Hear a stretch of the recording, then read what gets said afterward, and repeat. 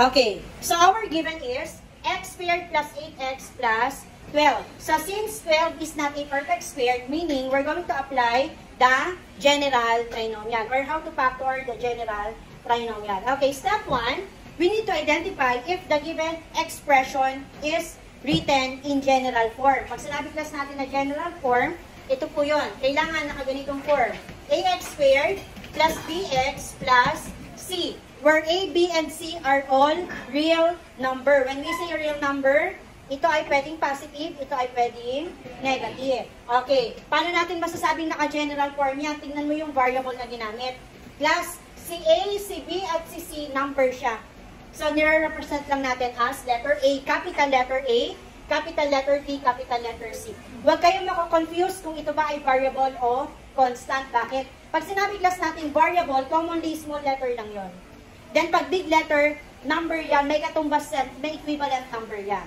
Okay, so this is an example of polynomial with a general term. Okay, or general form. Ax squared plus bx plus c, where a, b, and c are all real numbers. Okay, si letter A, commonly, siya yung katabi ng variable na may exponent na squared. Si letter A, si letter B, commonly, ito yung may katabing variable na x lang. Si letter C, constant lang siya, meaning walang katabing letter. Okay, based on the given, x squared plus 8x plus 12. Okay, commonly, si letter A nasa first term. May nakita ka bang number dito? Okay, therefore, kung wala, ibig sabihin meron siyang imaginary. Kaya ang A natin ay 1. Naintindihan? And then, ang magiging B natin, sino yung katabi ni letter X? Siya si B. Then, ang ating letter C, yung number na walang katabing letter. Okay, yon. Step 1, we need to identify the value of A, the value of B, and the value of C. Okay, our step 2 is, get the factors of letter C. What is letter C again? 12. Kunin daw natin yung factors ni 12. By the way, what is the sign of 12? Positive or negative? Positive. Di ba class, sa multiplication of integers, kapag positive ang product, commonly, ang magiging factors niya, pwedeng parehas positive or pwede rin parehas negative. Bakit? Multiplication of integers, negative times negative. Positive pa rin yun. Kaya pwedeng parehas positive, pwedeng parehas negative. Okay. Based on the given, give me a factors of 12. Mag-isip ng dalawang number na magiging product ay 12. You want to answer, just raise your hand. Yes, Peralta? 2 times 6. Kung may 2 times 6, meron din tayong negative 2 times negative 6. Laging ipapalaw niyo yan para hindi kayo malito. Ano pa? Yes, Iho. Stand up.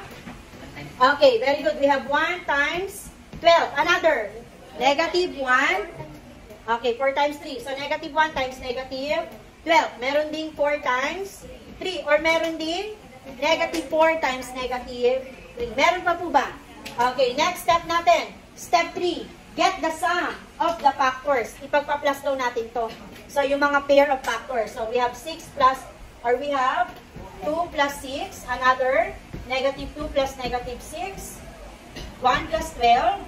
Negative 1 plus negative 12.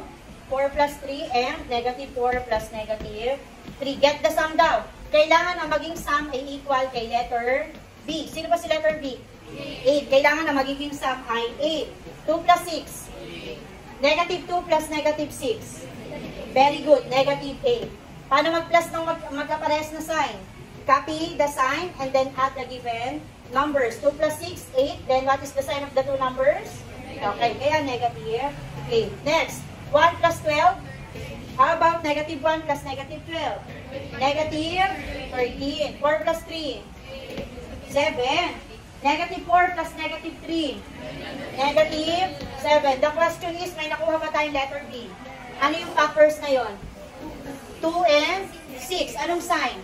Parehas. Positive. Okay, our last step is, you're going to write 2 parentheses. And then, copy the variable to the given trinomial. Ano yung given variable? X. Then, ano yung factors na nakuha? 2 and 6. Anong sign? Positive. So, dahil positive, ang operation ay plus. So, therefore, this is the factor. X plus 2 multiplied by X plus 6. Or, pwede yung magkabaliktad. Pwede maging X plus 6 multiplied by X plus 2. Question.